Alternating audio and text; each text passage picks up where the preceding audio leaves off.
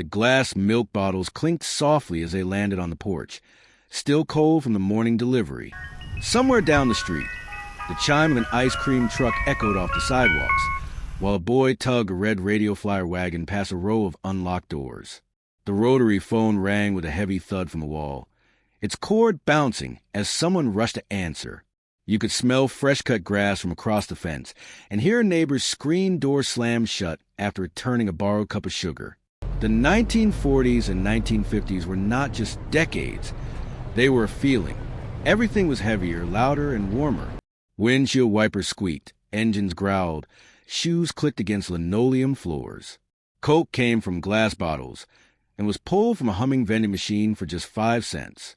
In backyards, men tinkered with steel toolboxes while kids rode bikes without helmets, free until the streetlights flickered on. Life moved slower but felt fuller. A single paycheck stretched across a family. People waved from their porches and asked about your parents by name. The television was a piece of furniture, and when a neighbor got one in color, the whole block came over to watch.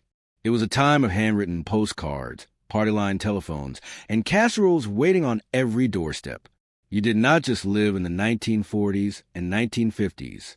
You touched them, you smelled them, you felt them in your bones.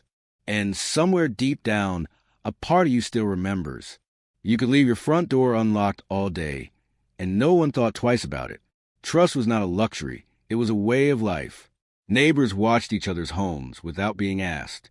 If a screen door creaked open at dusk, it might be someone returning a borrowed wrench or dropping off a casserole in a warm dish towel. No text messages, no calls. People just showed up, and they were always welcome. The barbershop around the corner was more than a place for haircuts. It was a hub. Men talked politics, baseball, and family, sitting on cracked leather chairs while the scent of talcum powder filled the air. The barber knew your father's name and how your brother was doing in school. He remembered when you got your first buzz cut. Car keys were often left in the sun visor, not because people forgot, but because no one expected anything bad to happen. Strangers waved on the sidewalk. Families shared yard tools like they shared sugar, salt, and recipes. You could knock on a neighbor's door without warning and be offered coffee before you even sat down. Births meant hot meals on porches. Losses meant casseroles without a word. No one called ahead to visit. You heard a knock, and you opened the door with a smile. There were no security cameras, no fences, and barely any locks. Just people who showed up for each other without needing a reason. The neighborhood was not just where you lived. It was who you were. That kind of closeness made even the simplest moments feel big, like a community breathing in rhythm, one back porch at a time. The sound of a rotary dial turning was slow and deliberate, each number clicking back into place with a satisfying rhythm. The phone was heavy in your hand, connected to the wall by a coil cord that always seemed to get twisted no matter how careful you were. When it rang, everyone in the house heard it. The bell was loud, metal, and impossible to ignore. You stopped what you were doing and picked up quickly because there was no way to know who might be calling. If your house had a party line, you could pick up the receiver and hear the neighbors already talking. You learned to wait politely until the line was clear. There was no voicemail, no caller ID, and no second chances. If you missed a call, it was simply gone. Important directions were often sketched on napkins or scrap paper during long conversations. People took their time, spoke clearly, and repeated things to make sure they stuck. In 1951, direct dial long-distance calling became possible, and suddenly families could connect across states without going through an operator. That first clear voice coming through the receiver from far away felt like magic. The phone was not just a tool, it was an event. A conversation mattered more because it could not be saved or replayed. You could feel the hum of the line as you listened. It was warm, alive, and it made every word feel just a little more important.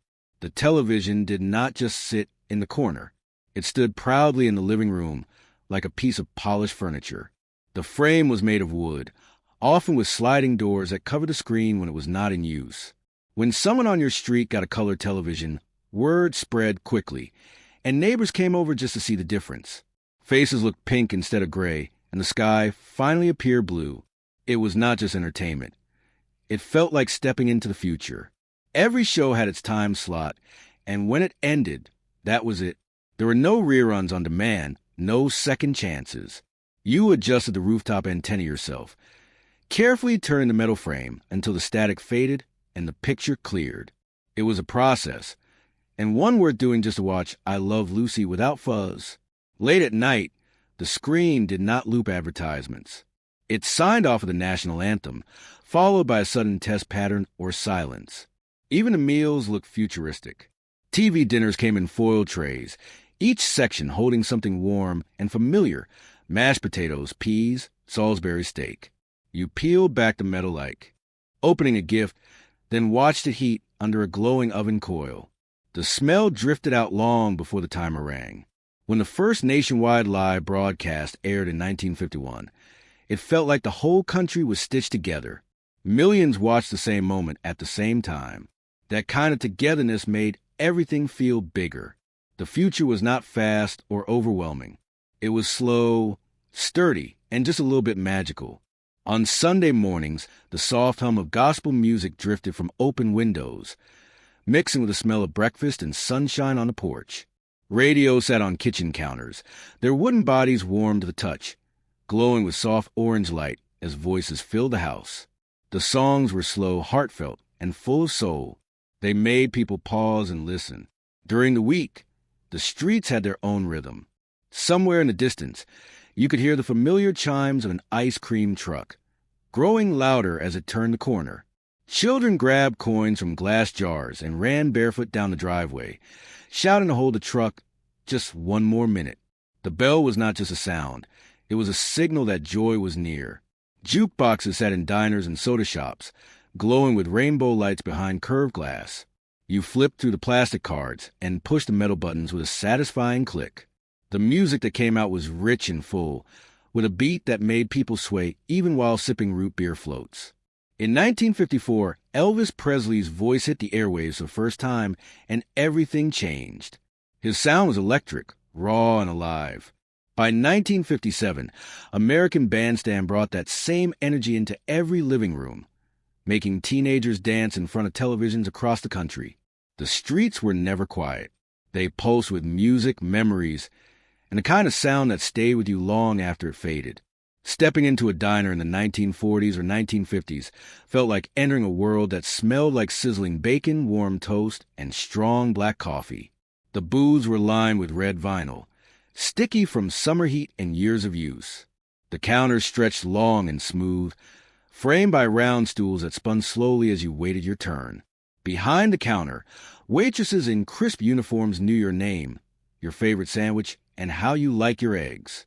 Root beer floats arrived in tall, frosty glasses, the soda fizzing over scoops of vanilla ice cream that melted just fast enough to catch on your straw.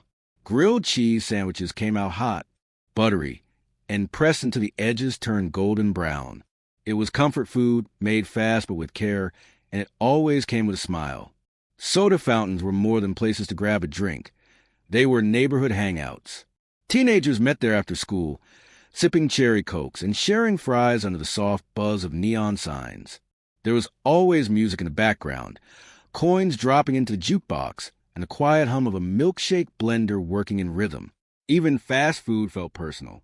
In the early days, McDonald's offered hamburgers for 15 cents. The menu was small, but every item had a place. It was simple, affordable, and wrapped in bright yellow paper that held the heat just right. Dining out was not just about eating. It was about being part of something. A shared table, a familiar face, a moment that fed more than just your stomach. The classroom had a smell you never forgot, a mix of pencil shavings, chalk dust, and the old wooden floor polished with something faintly sweet. Desks were made of solid wood with grooves worn deep by years of restless fingers. Some still had inkwells drilled into the top, long after anyone used them. The seats creaked when you shifted, and your shoes made a soft squeak as you walked past rows of desks, each one holding a metal lunchbox waiting for the bell. Lessons were written out on chalkboards, and the sound of chalk scraping against the green surface filled the room. Erasers left a cloud behind, and sometimes the teacher would let you clap them clean outside, sending white puffs into the breeze. The windows were tall and could be pushed open with a long pole, letting in warm air and the sound of birds just beyond the schoolyard. Recess meant hopscotch drawn in white lines on the pavement, and games of marbles played in the dirt. The new sofa was not charged to a plastic card. It was picked out in a catalog, placed on layaway, and slowly paid off piece by piece until it was finally brought home with pride. Gas stations were not just pit stops. They were full-service havens. A man in a neatly pressed uniform would greet you with a smile, pump your gas for 29 cents a gallon, wash your windshield, and even check your oil without you asking. You never had to leave the car. The sound of the pump dinging with every gallon and the smell of fresh rubber hoses are etched into memory. Credit cards were barely a whisper. The Diners Club card came out in 1950, but it was for special occasions, not everyday spending. Most families never saw one. Cash was king, and trust was built face-to-face. Grocers knew your name. You could run a tab at the local hardware store and settle up at the end of the month. There was a deep rhythm to it, a slower pace that valued stability over flash. Buying a home, filling it with furniture, driving a car, feeding a family. It was all done on a single income. That idea today sounds like a fantasy, but back then, it was just life. Simple, honest, grounded life. Back when things broke, they were not thrown away. They were fixed, usually right there on the kitchen table, next to a cup of black coffee, and a screwdriver set laid out like silverware. Fathers had steel toolboxes that clanked open with heavy-duty hinges, filled with socket wrenches, pliers, and duct tape that seemed to patch up just about anything. Those boxes smelled like oil, sawdust, and time. If your toaster stopped working, you did not drive to a big store. You called a man who fixed things, and he came to your door in a pressed shirt with his name stitched on the pocket. He carried a leather case full of odd parts and tiny screws. The sound of a screwdriver turning was background music in many homes. Neighbors helped each other without needing to be asked. You would see two men under a hood, sleeves rolled up, passing tools back and forth as kids circled on by video, crackling to life on a Sunday morning. We remember the joy of nothing planned and everything meaningful. It was not perfect, but it was warmer. Somewhere between automation and algorithms, something human slipped through the cracks. The way people used to sit and talk without glancing at a screen. The way laughter echoed louder in rooms filled with family instead of Wi-Fi. Maybe it is not about going back. Maybe it is about remembering what was real, what made us feel grounded, connected, and alive. Which of these do you remember? Drop your forgotten favorite in the comments, because maybe, just maybe, someone else remembers it too. And that connection, that memory, might be exactly what we are all still looking for. So if any of this made you smile, you had an epic childhood. And maybe, just maybe, it is time to hit like, subscribe, and share with someone else who remembers what wonder felt like.